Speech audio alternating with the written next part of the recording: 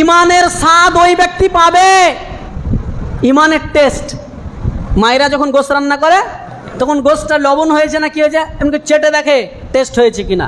আল্লাহ রাসূল সাল্লাল্লাহু আলাইহি ওয়াসাল্লাম বলছেন ইমানের মজা, ইমানের টেস্ট ওই ব্যক্তি পাবে যে ব্যক্তি তার জান, তার মাল, তার সন্তান, তার স্ত্রী সব থেকে বেশি আল্লাহ এবং তার রাসূলকে ভালোবেসেছে। আমার কাছে ভাই, আপনি যে বিটির বিয়ে দিচ্ছেন তো এইভাবে বিয়ে দিচ্ছেন, এটা সুন্নাতের খেলাফ, ছাড়ো, কোরআন হাদিস ছাড়ো। সমাজে এটা চলছে, বলেন না?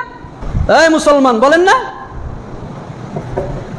ভাই আজান দিয়েছে, নামাজটা পড়তে হবে, যা পড়বো পড়তে তো হবে।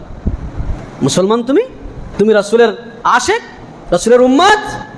আয়, এটা তো সুদ, নেওয়া যাবে না। জানছি সুদ, কিন্তু দুনিয়াতে চলতে গেলে অত সব মানা যাবে না।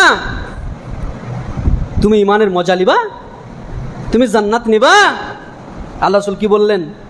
ইমানের টেস্ট, ইমানের স্বাদ ওই ব্যক্তি পাবে সব কিছুকে পায়ের সঙ্গে পিষ্ট করে দিয়েছে রাসূলের আদর্শ আসার সঙ্গে সঙ্গে।